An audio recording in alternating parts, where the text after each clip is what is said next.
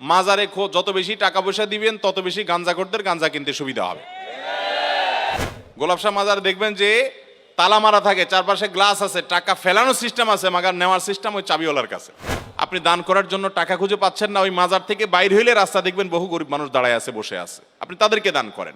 আমি ধরে নিলাম কবরে যিনি শায়িত আছেন এ লোকটা আল্লাহর ওলি ছিলেন, নেককার ছিলেন, বুজুর্গ ছিলেন, মানলাম। তো নেককার বুজুর্গ যদি থাকে তাহলে আপনি মাজারে টাকা দিলে কি উনি পাবে?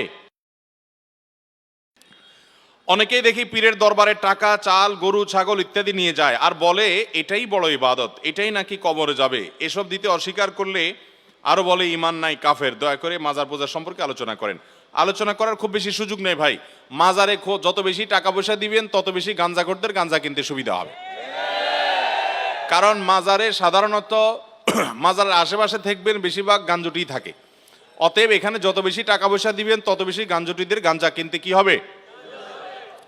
এই যে মিরপুরের মাজার আছে এবং গুলিস্তান মাজার আছে, এই মাজারের টাকা আমি যতটুকু জানি, যদি ভুল না জেনে থাকি, সরকারিভাবে এটা কালেকশন করে নিয়ে যাওয়া হয়, তালা মারা আছে। গাঞ্জুটিরা আশেপাশে গুড়গুড় করে কেউ নিতে পারে না, কারণ তালা মারা আছে। গুলিস্তান মাজারে গেছেন কখনো? গোলাপ শাহ মাজারে দেখবেন যে তালা মারা থাকে, চারপাশে গ্লাস আছে, টাকা ফেলানোর সিস্টেম আছে, মাগার নেওয়ার সিস্টেম ওই চাবিওয়ালার কাছে। যার কারণে আশেপাশে ওই পাগলামি ছাগলামি করা যারা আছে, এই বেচারারা চায়া চায়া দেখে ওখান থেকে টাকাটা নিতে পারে না। তাও তো ভালো যে অন্তত গাঁজা কেনার সুবিধা পায় না। মনে রাখবেন, আপনি আল্লাহকে খুশি করার জন্য গরিব মানুষকে দান করবেন। ওই মাজারে দান করার কোন নির্দেশ কোরআন হাদিসে বলা হয় নাই। বরং সেখানে মান্নত করলে গুনাহ হবে, এটা মানত করার কোনো জায়গা না। মানত করতে হবে সঠিক এবং শুদ্ধ পদ্ধতিতে। নবী করিম সাল্লাল্লাহু আলাইহি সাল্লাম যে বলেছেন সেভাবে। মাজারে কেন দান করবেন? আমি ধরে নিলাম কবরে যিনি শায়িত আছেন এ লোকটা আল্লাহর ওলি ছিলেন, নেককার ছিলেন, বুজুর্গ ছিলেন, মানলাম। তো নেককার বুজুর্গ যদি থাকে তাহলে আপনি মাজারে টাকা দিলে কি উনি পাবে? উনি পাওয়া তো দূরের কথা, বেশিরভাগ ক্ষেত্রে ওনার পরিবার পরিজন, ওনার আত্মীয় স্বজনরাও পাবে না। পাবে কারা? ওই মাজারের যারা গাঞ্জুটি আছে তারা। তাহলে সেক্ষেত্রে কোনো মুসলমান জেনে শুনে এই সমস্ত জায়গায় টাকা পয়সা দিতে পারে।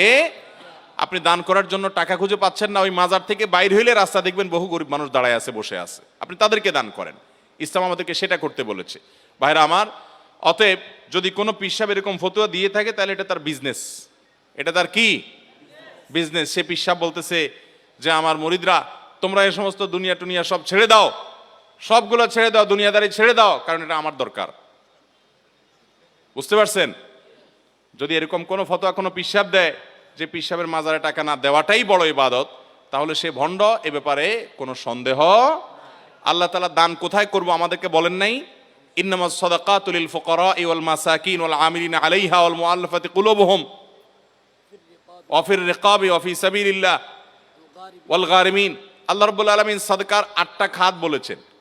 গরিব, ফকির, মিসকিন, পথিক, মুসাফির, আল্লাহর রাস্তায় ঋণগ্রস্ত মানুষ, 8টা খাত বলছেন। এই 8 খাতের মধ্যে ওয়াফিল মাজারাত এরকম কোনো খাত নাই। তাহলে বোঝা গেল এই সমস্ত জায়গায় দান করার কোনো নির্দেশ কোন হাদিস তো নাই, বরং এর কারণে কি হতে পারে? গুনাহ হতে পারে। পুকুরের পানিতে ফরজ গোসল করলে কোন কোন বিষয়ে সতর্ক থাকতে হবে, যেহেতু বীর্য নাপাক জিনিস? দেখুন, পুকুরের পানিতে গোসল করতে গেলে নাপাক জিনিস সেখানে ধোয়া হতেই পারে, এতে অসুবিধা নাই। যদি পুকুর বড় হয় তাহলে সেক্ষেত্রে এই বড় পুকুরের মধ্যে নাপাক পড়লে ওই পানিগুলো নাপাক হবে না। হ্যাঁ, কোথাও যদি নাপাক ভেসে থাকতে দেখা যায় তাহলে ওই নাপাকের আশেপাশের পানিটা নাপাক থাকবে, কিন্তু পুরো পুকুরের পানি নাপাক হবে, যেহেতু বড় পুকুর। যদি এভাবে বেশি পানিতে নাপাক পড়লে সব পানি নাপাক হয়ে যেত, তাহলে নদী, সমুদ্র কোনোটার পাক থাকতো না, এবং এটা সম্ভবও না। লা ইউকাল্লিফুল্লাহু নাফসান ইল্লা উসআহা, মানুষকে আল্লাহ সাধ্যের বাইরে কোনো কিছু করার জন্য চাপিয়ে দেন না। যে প্রাণী খাওয়া হালাল, ওই প্রাণী অ্যাক্সিডেন্ট হলে জবাই করা কি ঠিক হবে? যেহেতু প্রাণীটির মৃত অবস্থা, অনেক জায়গায় এমনটা করা হয়। কোনো প্রাণী অ্যাক্সিডেন্ট করে মরণাপন্ন অবস্থা হয়ে গেছে, এখনো রূহ আছে, তাহলে ওইটা জবাই করে খাওয়া যাবে। ওইটা জবাই করে খাওয়া, যেহেতু তার মধ্যে কি আছে? প্রাণ আছে।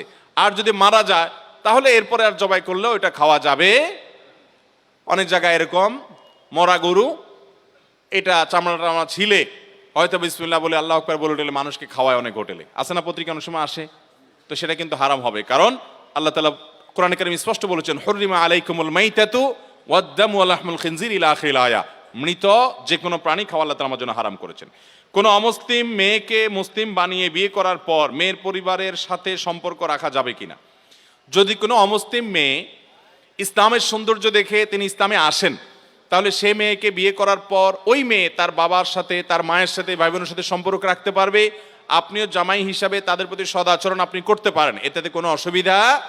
নবী করিম সাল্লাল্লাহু আলাইহি সাল্লাম তিনি আবু সুফিয়ানের মেয়ে বিয়ে করেছেন যখন তিনি ইসলাম গ্রহণ করেন নাই।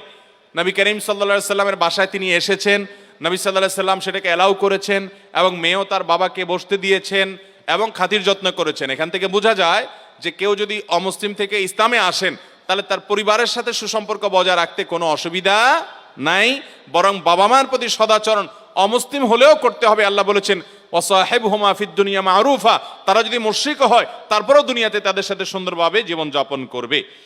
মসজিদে জামাতের নামাজ ইমাম কতটুকু অংশ পর্যন্ত আদায় করে ফেললেও পরবর্তীতে নিয়ত করে মুক্তাদির জন্য উক্ত রাকাত পূর্ণাঙ্গ বলে বিবেচিত হবে।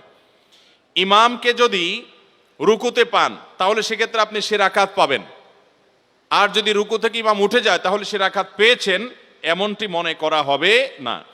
আমি একটি সংগঠনে কাজ করি, রক্তদান থেকে শুরু করে অসহায় মানুষকে সাহায্য করার চেষ্টা করি এবং মানুষকে উৎসাহিত করার জন্য সেই ছবি পোস্ট করি ফেসবুক ইত্যাদিতে। এতে অনেকে বলে ছবি পোস্ট করলে নাকি দান কবুল হবে না, ইসলাম কি বলে?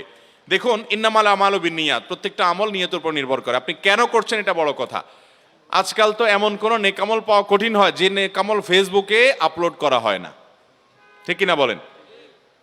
যেই কোনো ভালো কাজ করতে পারলে একটা ছবি তুলে ফেসবুকে একটা পোস্ট করে কিছু লাইক কমেন্টের ব্যবসা হয়, কিছু বাহবা পাওয়াই হয়। যদি ব্যাপারটা এমন হয় যে আপনি চ্যারিটি প্রতিষ্ঠানে মানুষের দানের টাকা এটা করেছেন, তাহলে সেক্ষেত্রে মানুষের কাছে জব দিয়ে করার জন্য করেছেন। অথবা আপনি যদি অন্যকে উৎসাহ দেওয়ার উদ্দেশ্য, আপনার উদ্দেশ্য যে আপনার বন্ধুরা অনেকে জেনে তারা আপনার সাথে শরিক হবে, তাহলে সেক্ষেত্রে আপনি এটা করতে পারেন। কিন্তু লাইক কমেন্ট পাবেন, সবাই বলবে মাশাআল্লাহ, মাহবা দিবে, আপনার ভালো লাগবে, এরকম উদ্দেশ্যে করলে সেটা সওয়াব তো হবেই না, বরং এর কারণে শিরকে আসগরের গুনাহ হবে। বৃদ্ধাশ্রম করা কি জায়েজ? বৃদ্ধাশ্রম ও এতিমখানার জন্য একটি জমি দান করা হয়েছে, এখন স্থাপনা করার সামর্থ্য নেই, জমিটি পড়ে আছে, জমিটিতে ফসল ফলিয়ে ভোগ করা যাবে কিনা এবং অন্য খাতে ফসলের ব্যয় করা যাবে কিনা। যদি কেউ দান করে থাকেন তাহলে সেক্ষেত্রে ওইটাতে ফসল ফলানো যাবে, ফসলের কাজ যেই খাতে দান করেছে ওই কাজে ব্যয় করবেন। আর বৃদ্ধাশ্রম করা এটা নাজায়েজ বা হারাম কাজ না, কিন্তু ইসলাম এমন সমাজ ব্যবস্থার কথা বলে যেই সমাজে কোনো বৃদ্ধাশ্রমের প্রয়োজন হবে না। কথা কি বুঝাতে পারছি? বৃদ্ধাশ্রমের প্রয়োজন হবে। বৃদ্ধাশ্রমের কেন প্রয়োজন হবে? সন্তান বাবা মাকে দেখাভাল করবে, বাবা সন্তান যদি না থাকে তাহলে অন্য কারো না কারোর উপর ইসলামের দৃষ্টিকোণ থেকে দায়িত্ব বর্তাবেই, কেউ না কেউ দায়িত্ব নিতে বাধ্য। বৃদ্ধাশ্রমের প্রয়োজন নেই।